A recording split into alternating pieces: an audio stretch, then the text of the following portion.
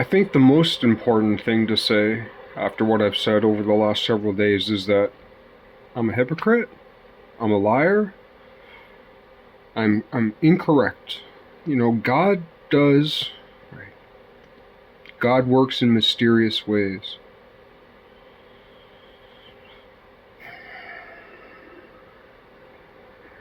I'll get to that. But what I didn't really flesh out, and I'd like to flesh it out a little more, it needs a lot more fleshing out, is that, and again, I'm a hypocrite, I'm stupid, I mix up things. The other day I was talking about the wafer. There's a little bit of ambiguity there. I need some disambiguation. I don't think that is for this video, because I mixed up the flatbread with the oil. I wouldn't say I mixed it up, but I misrepresented it in the telling, and I'll have to elaborate upon it. But one thing I didn't touch on last time is how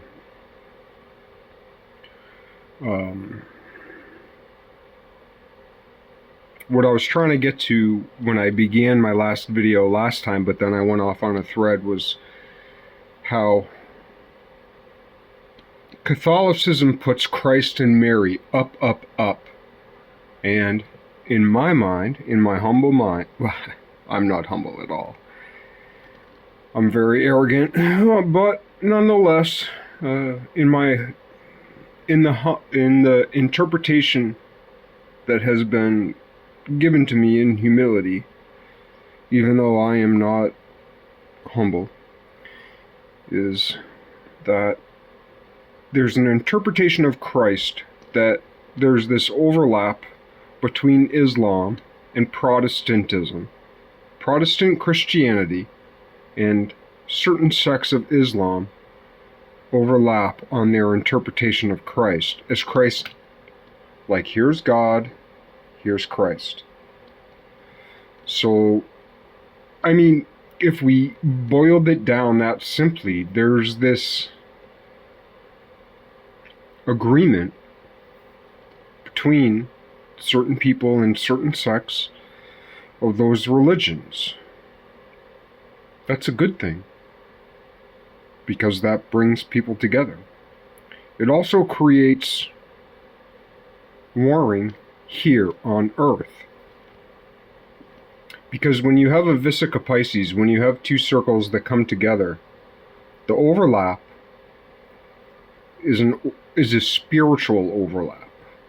But the parts that are separate are larger, and it creates a larger war. That larger war we are experiencing in the world, the wars and the rumors of wars, that's an outcropping of the overlap between, dare I say, essentially, Isaac and Ishmael.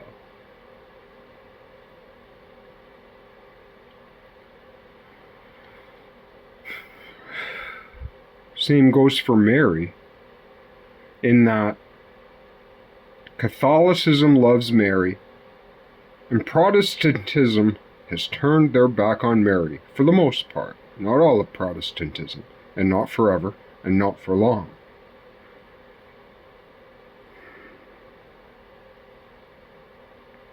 To my mind, which is corrupted, and I'll get to it, because I'll be talking about kings in a minute, such as Pharaoh. God hardened Pharaoh's heart. All of Israel hates the Pharaoh. We rebelled against Pharaoh. We. How am I so presumptuous to put us among we, but in the Judeo-Christian tradition, we rebelled against Pharaoh. Yet, God hardened Pharaoh's heart. Did God harden your heart? Or did the devil? Did Satan? Did Lucifer harden your heart? Who hardened my heart?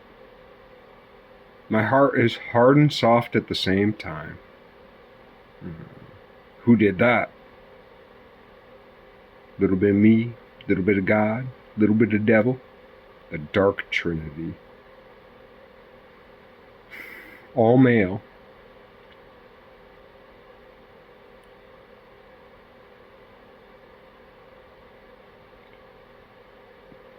We're in history. We're in reality. We're in the myth. We're in the math. We're in the logos, the word, the logos. It depends what we mean by logic. Like when Bertrand Russell and who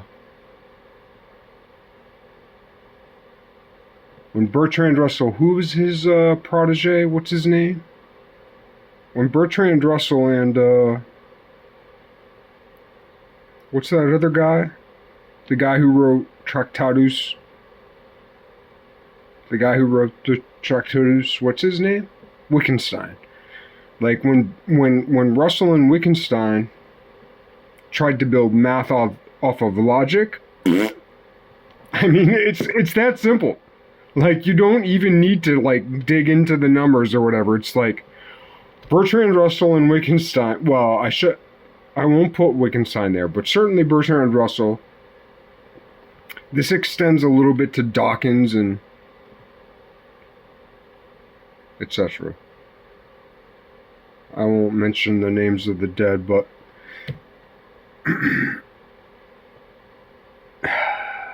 building math off of logic. It is the stupidest philosophical. People get PhDs on this shit. So terrible. I digress. I go back. What was I trying to say? It's that certain sects of... Because...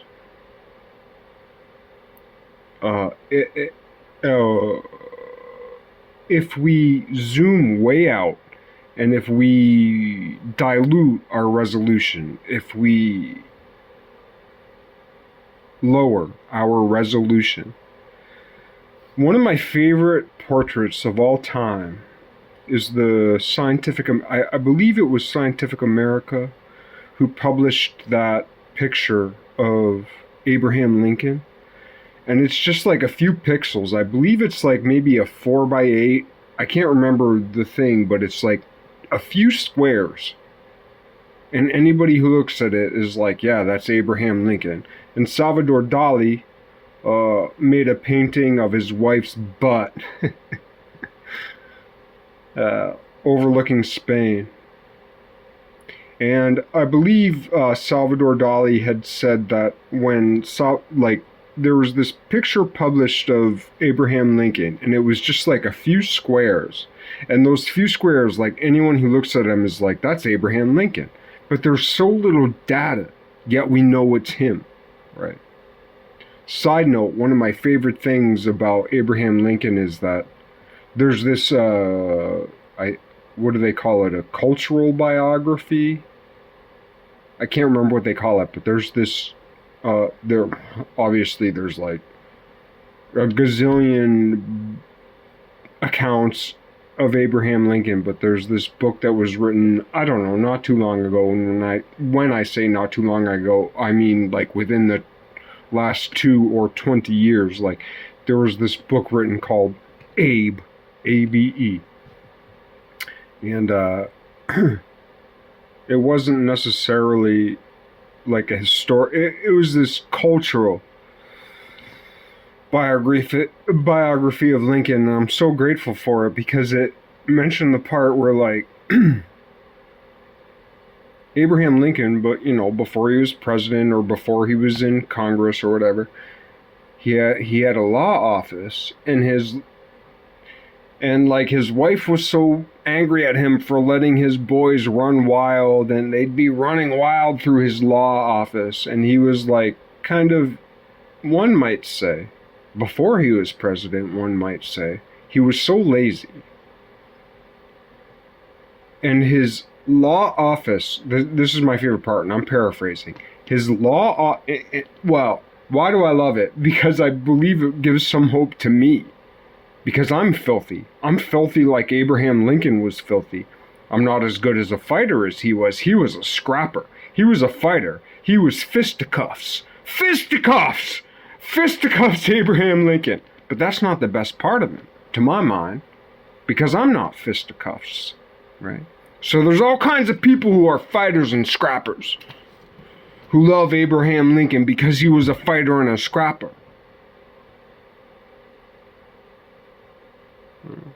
I love him a little bit for that, but why do I love him most?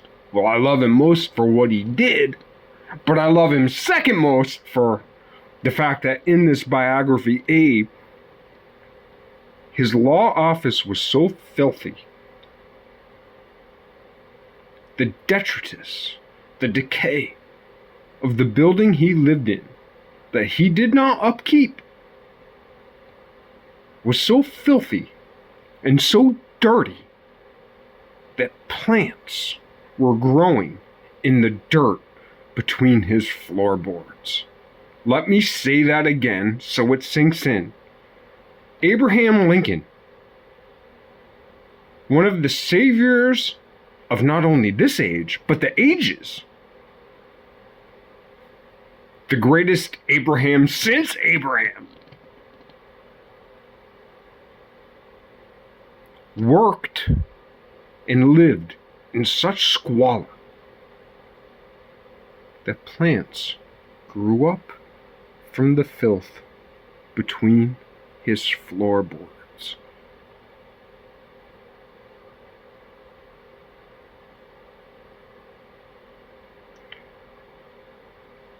That beats the story. I mean, whether or not it's true, that beats the story of George Washington chopping down the cherry tree. It doesn't beat the stories yet to be told of General John Stark. Nobody knows the story. When I say nobody, I mean few people. Nobody knows the stories of General John Stark. We'll get to that some other day. Sorry for being like that about it. I'm trying to make a buck. And what do I mean by a buck? I make my money painting houses. I don't want to make any money any other way. Now, yes, I've put a little money into crypto. I'm playing the markets, as they say.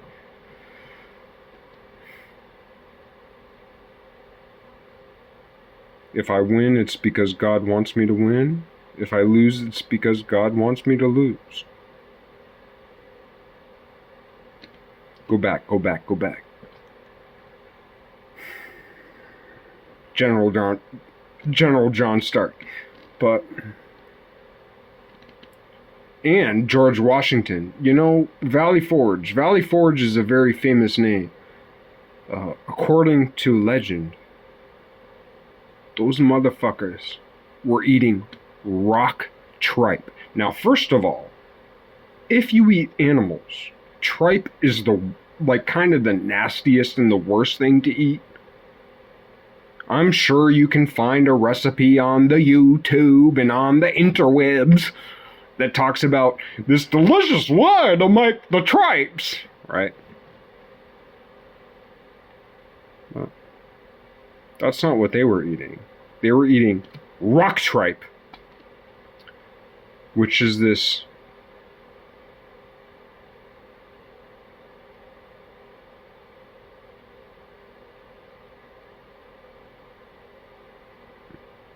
it's like this algebraic amorphism. This dark matter. Rock tripe. This terrible lichen growing off a rock. And supposedly at Valley Forge, that's what they lived on for a while. That's brutal. I'd read that, I don't know, like 7 or 10 years ago, and I tried it. Dude. But then again, well, to my mind, rock tripe is disgusting. But then again, when you're starving, things taste so much better. When you're starving, things taste so much better. And you'll never know unless you starve. When you're starving, things taste so much better.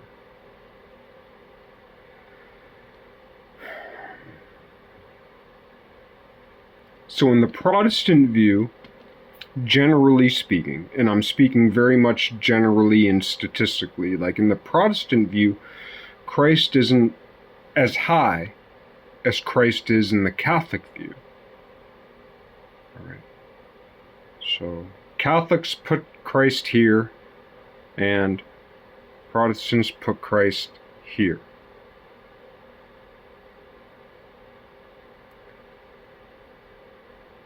Mohammedans, and you'll have to reference my last several videos to know what I mean by that. And if you're offended by that, I don't blame you, but, you know, be bigger than that. Mohammedans put Christ here. So Catholics put Christ here. Protestants and Mohammedans put Christ here. There's an area of agreement, yet these factions war. And these factions war. But, so there's this area of agreement between Protestants and Mohammedans. And Catholics disagree. And all three of them disagree together. And yet, Catholics put Mary here, and Mohammedans put Catholics here. The Protestants put Mary. Actually, they should put Mary here, and they put Mary here. So there's this other disagreement, but yet that's a kind of trinity of disagreement.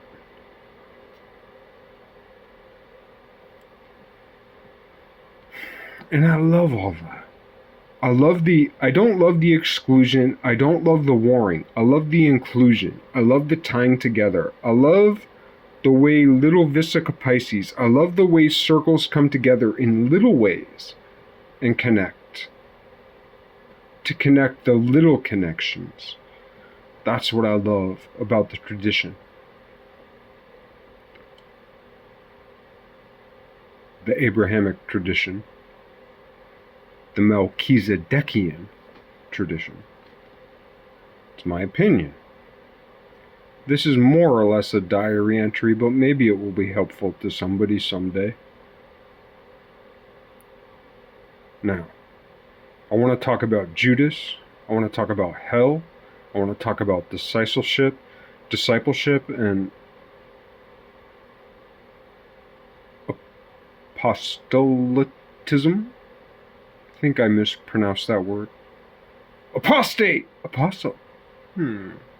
What's the difference? Depends on the grandma. The grandma? No, the grammar.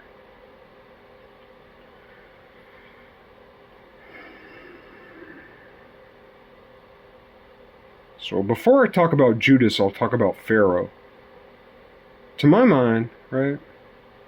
And again, I'm in the mix. I'm in the scuttlebutt. I'm in the swirling whirlwind of discussion. Discussion. The disc cushion? A round pillow. I'm in the midst of the discussion. I'm in the midst of figuring it out.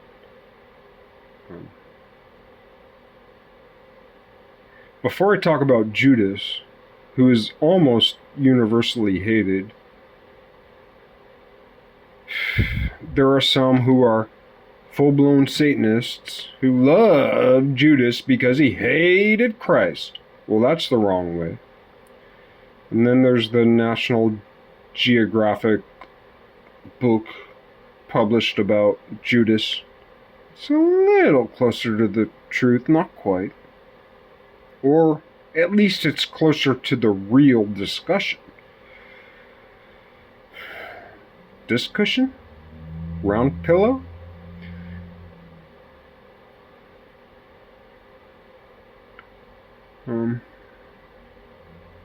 But let's start with God hardened Pharaoh's heart. Let that sink in. To my mind, Pharaoh was Amenhotep III, and Moses was Amenhotep IV, Akhenaten. To my mind. I could be wrong about that, but I know it's right around there. Like, I might have the center wrong, but like my fuzzy circle is correct. My round cushion is more or less in the right place. Like, your butt might not be in center when you sit on that round cushion, but I'm close. Like, you're gonna hit most of it. Like Amenhotep III, who could be argued to be the most successful and one of the most, if not the most, butcherous and egotistical and narcissistic pharaohs or kings,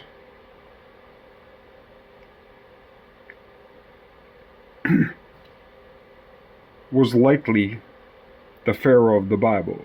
Oh, a lot of people are talking about Ramses when they're talking about Moses. Fuck all that.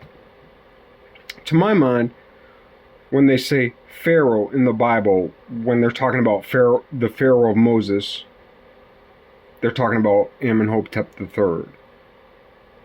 And Moses most likely was more or less Amenhotep IV.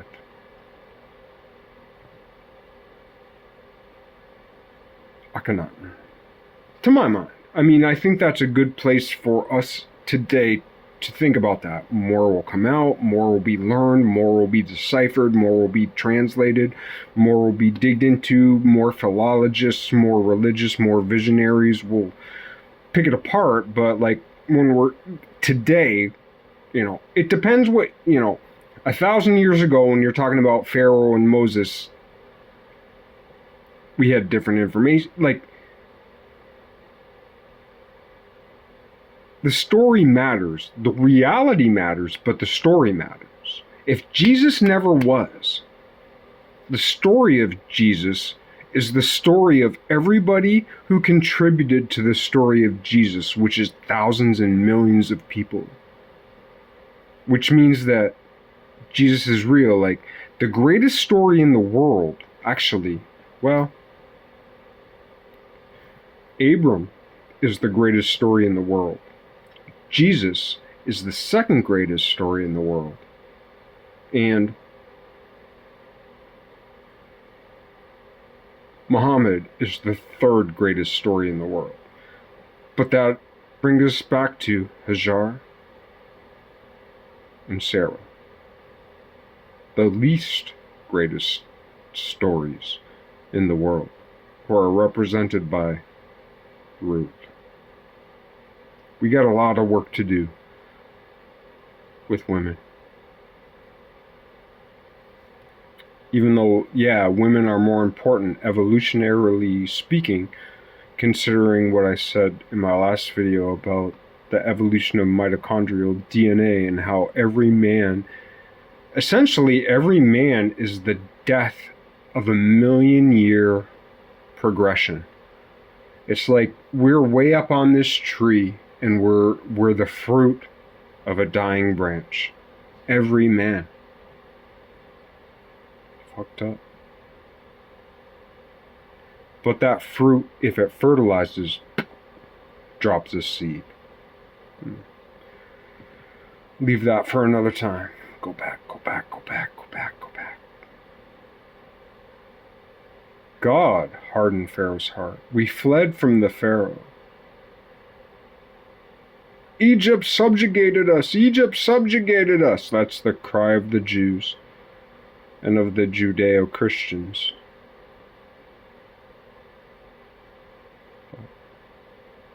God hardened Pharaoh's heart.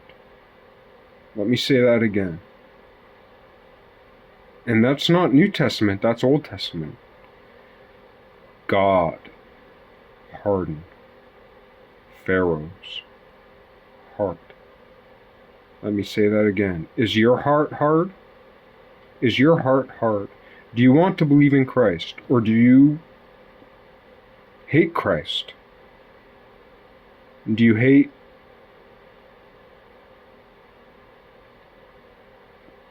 Moses? God hardened Pharaoh's heart. When I get to the heavenly realms, hell, no one's going to say this, but I'll say it. Hell exists in the heavenly realms. The heavenly realms is plural. Hell exists in the heavenly realms. It's kind of like when we look at that picture that, who was it? Was it Botticelli? Who made the picture that is associated commonly these days with, what, is it Paradise Lost, or is it? But like that picture of the upside down dome of the levels of hell. And we think a lot of times if we're not very bright and we don't know a lot of math, and I'm not very bright and I don't know a lot of math, so I think heaven, purgatory, hell, right? Which is a dumb way to think about it. And you know what's great about dumb ways of thinking about things? It pares it down and it actually works pretty good. It's kind of like Forrest Gump. Stupid is as stupid as. Heaven, purgatory, hell. That's actually a good thing. Because it pares it down.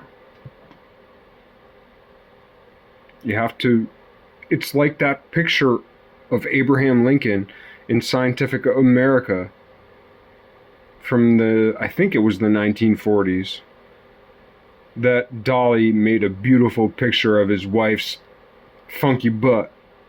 Even though it wasn't his wife, it was a model he hired that kind of looked like his wife's butt back when she was that age, because by then she was pretty old, or however it goes.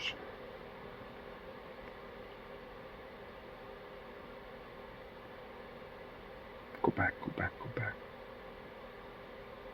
God hardened Pharaoh's heart. Christ chose Judas.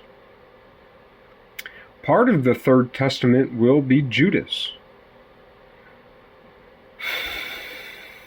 Judas didn't get to hell the way we think Judas got to hell. God hardened Pharaoh's heart, and Christ chose Judas. God hardened Pharaoh's heart. Pharaoh's heart was not hard. Pharaoh loved his adopted son, his adopted brother, his adopted kin. Pharaoh loved his adopted kin. And Pharaoh may have went another way. Pharaoh may have even followed Moses, Akhenaten, or Moses. I'm being a little bit poetic, but also historic. But God hardened Pharaoh's heart. God, Christ, hardened Judas's heart. And if we go back to the robe of many colors, who saved?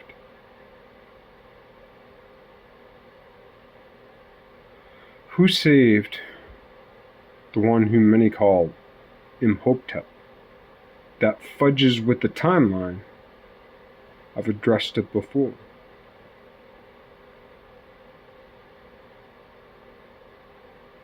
No, no, no, do not kill our brother, sell our brother into slavery. No, no, no, do not kill our brother. We'll dig the trap, we'll do the this, we'll do the that, but we'll save our brother and we'll sell our brother into slavery.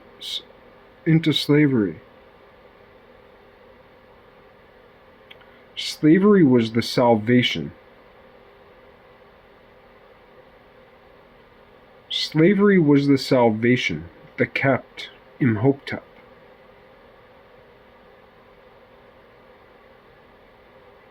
The dreamsmith from death. God hardened Pharaoh's heart. Christ hardened Judas's heart. Sell.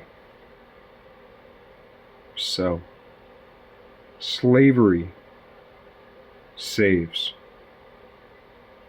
What? I'm not talking about American slavery. I'm talking about the entire worldwide history of slavery, including oxen, including you, including me. You know, my dad used to say years and years back, and my dad's a better person than me. And he's an adoptive father, but a father nonetheless. And he used to say, you sell yourself like a prostitute to the highest bidder. And that's true. It's true of you, it's true of me, it's true of most people. Not everybody. And not me all the time. Sometimes I finally stood up and said, no, I'm not going to take this money and I'm not going to take this shit from you. And then what do? I either quit and go up sucking up to somebody else to give me money or whatever. But like, you got to have that dough, man. You got to be able to trade and barter. Or do it all on your own. 8 billion people can't do it on their own. Some can. A few of them can. What do we mean by a few? 8 million? I don't know. Still a lot of people. But not a lot of people. And that's what we're dealing with now. A lot of people. And there will be special places and weird ways of understanding things that almost all of us don't understand. But God will put special people in special places to understand the things we can't understand. So it goes for Pharaoh. So it goes for Judas.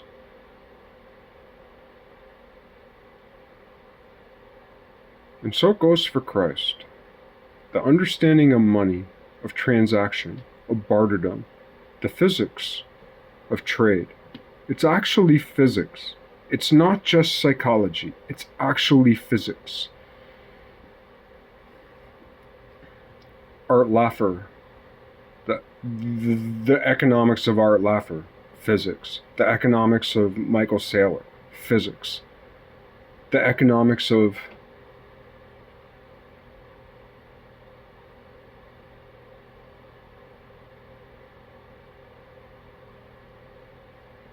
Lyndon LaRouche, fluid dynamics. The economics of Dominic Williams of Definity ICP fame. Plasma physics. All economics are related to physics, and our understanding of the physical, chemical, biological realm and the economics that is modeled upon that abstractly with the greatest degree of perfection. The real world can be modeled in such a way that the model more or less is a better representation of the actual biophysical, chemical, literal and that's the thing, it's transactions. That's a transaction. It's biological, it's physical, it's chemical, it's fluid dynamics, it's pressures, it's pneumatic. PNEU, etc. Like, it's real, actual, factual. Depends what words we mean. And the thing about words and the word, and the importance of the word, which I talked about before, like the word. Any singular word, if we try to get too close to any singular word, it's like pinching a seed, right? Try to pinch a pumpkin, right? Dig your hand into a pumpkin and rip out a seed and squeeze it tight. What happens to that seed? Ping! Cut open a lemon and grab out a seed and squeeze it tight. What happens to that seed? Ping!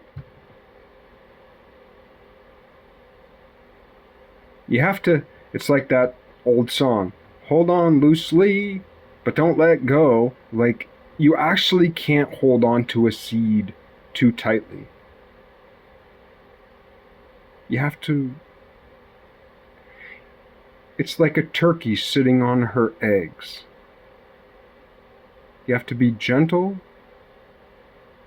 and unlike other birds who can hide their nests way up, the turkey always leaves their eggs exposed to the foxes and to the bears, on the ground,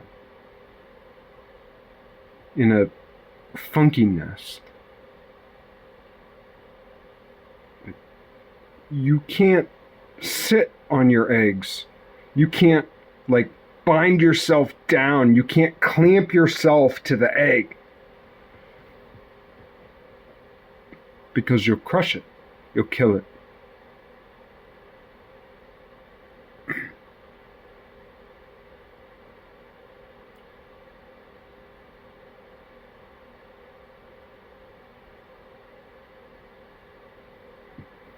But if that egg has an extra hard shell, the harder you sit on it and it won't crush, and the harder you sit on it and it won't crush.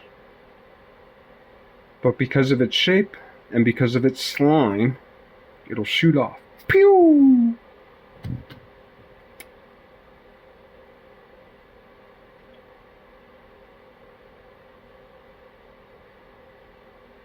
Go back.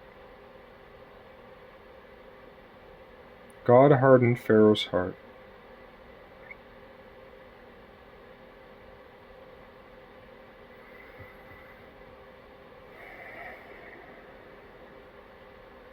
So when we get to the heavenly realms, where there is this war,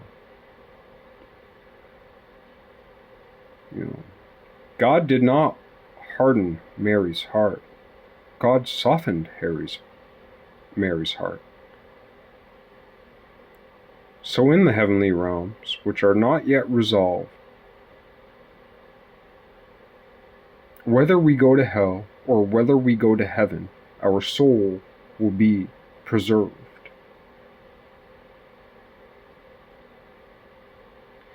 And the thing is, we think that, like, the little flower, the preciousness that is preserved by the likes of Archangel Michael, by the likes of Saint Christopher.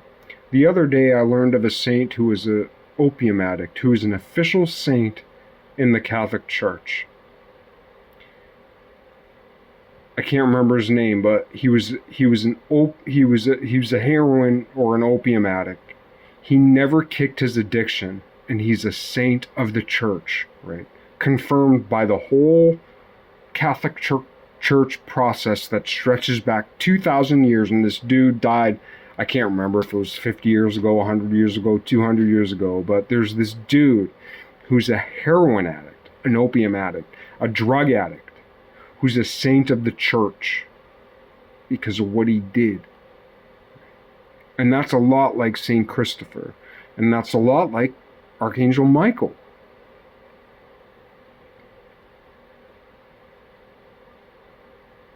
And it's a lot like St. Paul. Killers. Murderers. And I'd like to say, I'm not a murderer, but like I said before, I murdered all those Tweety birds. I shouldn't have done it. And I'll never forgive myself for it. Plus I chased women around for years and years, you know.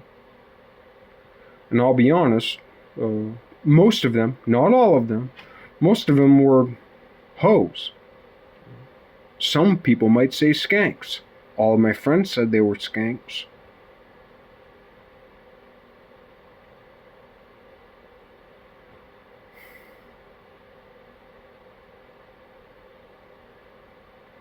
And only a few of them I was lucky enough, or only a few of those skanks. I'm a hoe. By the way, I'm a skank. I'm the skank of skanks, but only a few of those skanks I ever was like, I could actually see like the beauty in them for a moment, if just for a fleeting moment. If just for a fleeting moment.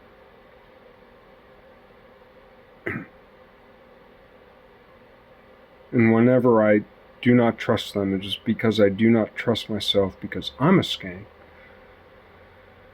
Yet, at the same time, God hardened Pharaoh's heart.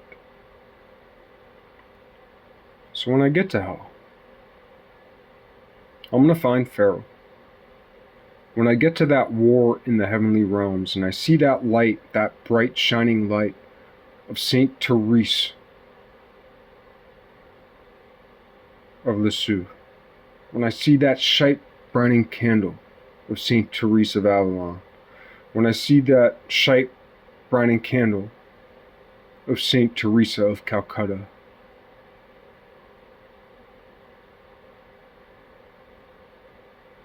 I'll bow to them, and I will find Pharaoh with his hardened heart. With my hardened heart, I will find Pharaoh with his hardened heart. And he'll be like, "Who the fuck are you?" And I'll be like, "Who the fuck are you? Look at her!" What else can I do? I might get it right, I might get it wrong. And I'll find Judas.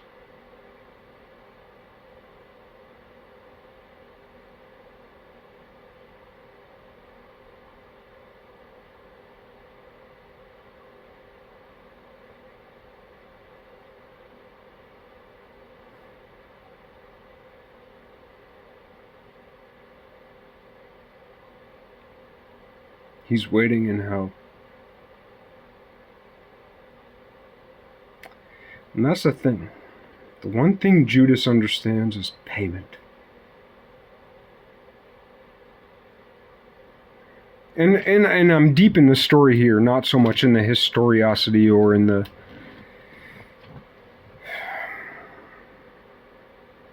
spiritual mechanics. But I am definitely relating to a lot of people. Like, you feel like you can't pay for your sins. You feel like you can't pay for your sins. There's an army of sinners who have given up. There's an army of sinners, alcoholics, and dry drunks, even people in AA. There's so many people in AA who have given up. 10% of them would be better off drinking.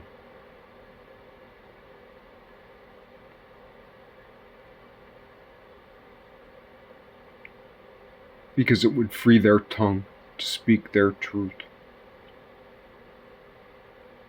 It's counterintuitive. I don't suggest it, but God hardened Pharaoh's heart.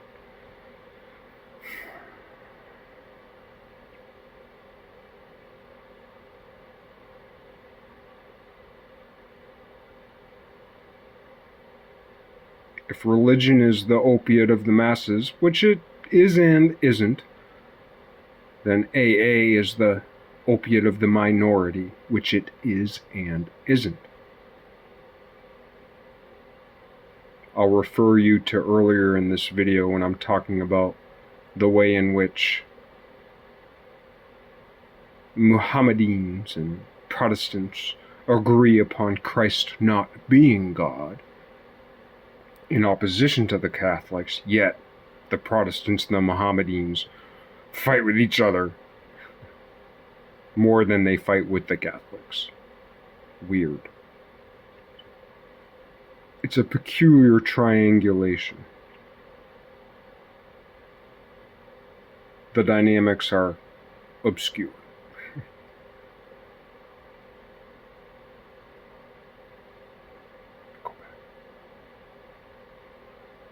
God hardened Pharaoh's heart. Christ walked past 1,000 to get to one.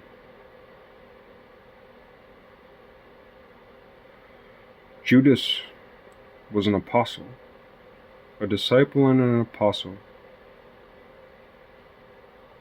Christ went to hell and killed death to resurrect. And we condemn Judas for being in hell? One of the things the Third Testament is about, there wasn't enough literacy, there wasn't enough mathematical literacy, there wasn't enough literary literacy, historical literacy, there wasn't enough spiritual literacy, the word, literal, Latina lingua, etc. There wasn't enough tongue, there wasn't enough word, there wasn't enough sound, there wasn't enough song, there wasn't enough mathematics, logos, lingua. Then, to deal with what we are able to deal with now, that's one of the reasons why now is different.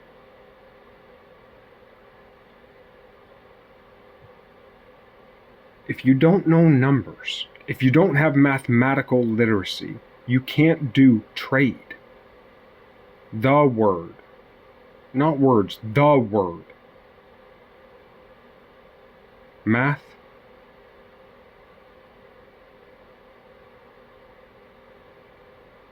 Speech. Math. Speech.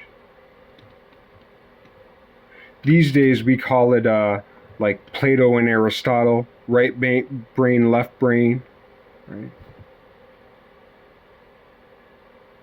But that's actually been the story of the last couple thousand years. Now it will be, the division will be more along the lines of Heraclitus and Iamblichus. And in the middle will still be Aristotle. And what I didn't get to before about Aristotle is that in that 1 in 5, 6 pages, which I'm just using loosely, like in this long passage that Aristotle wrote talking about democracy, to my mind, loose interpreters came down on the side that Aristotle is for democracy. I have two assumptions. One is that that's exactly what Aristotle wanted you to think for the last 2,000 years, or 3,000 years, or 2,500 years. That's exactly what Aristotle wanted you to think, that Aristotle was for democracy. To satisfy the ruling, dumb, dull minds. Yeah, I said it. Now, just because I think I've correctly interpreted Aristotle doesn't mean I think I'm not a dull and dumb mind. I've said it before, I'll say it again. I don't know how many times I'm gonna have to say it. I believe I'm destined for hell. If I'm lucky when I'm in hell, I will save a little piece of heaven. I may or may not be granted that. I don't care. I'm gonna fight for heaven. I'm gonna go to hell and I'm gonna fight for heaven. That's me, man. I'm 47 years old. Well, I'm somewhere between 46 and 48. I always have to think about it for a minute. And I don't got the time or the patience. I think I'm 40. Yeah, I'm pretty much 47 years old. Like, I don't have the time, and I've lived a rough life. I don't have the time.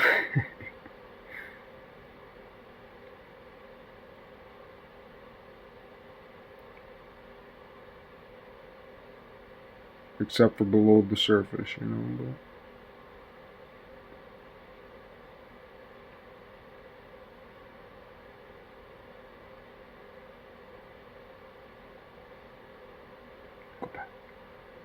God hardened Pharaoh's heart. God hardened Pharaoh's heart. There's an entire church. It's a church as big as all the churches in the world of hardened hearts. And now is the time where it begins, that those hardened hearts may come together and create a fence, create a moat around the soft hearts. The revolution will not be televised, so they say.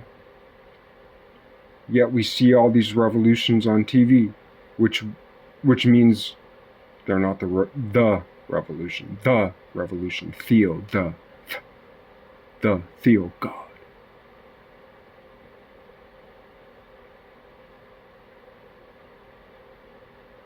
There are more hardened hearts.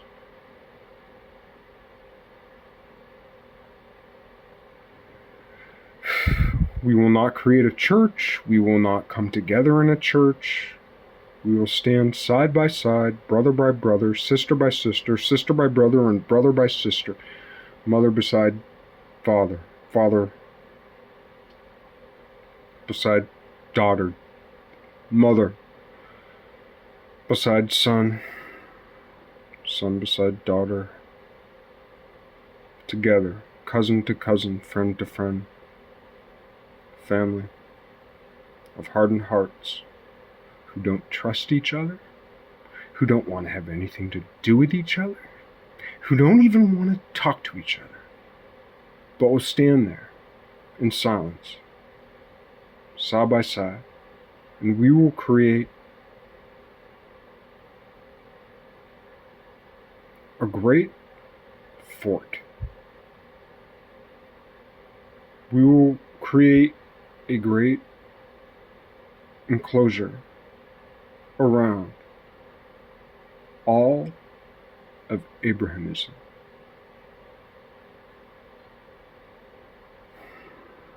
We will keep the fights within Abrahamism inside. And we will keep the fights outside of Abrahamism outside. It's just a way of thinking about it. It's not a prophecy. It's not a prayer.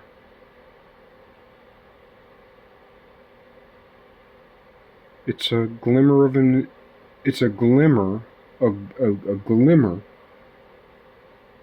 of inspiration. That's all.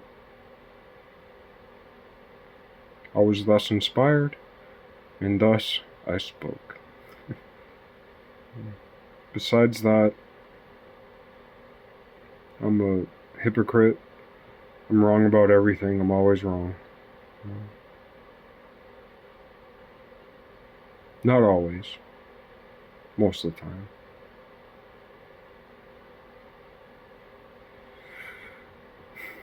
Maybe you can relate. The thing is, if we're wrong all the time, and if we've always been wrong, but we keep trying, we only need to get it right once.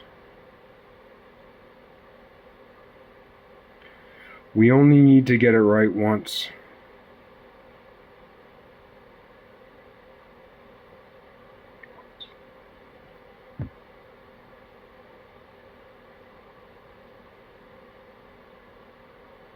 Sorry for being a dick about it.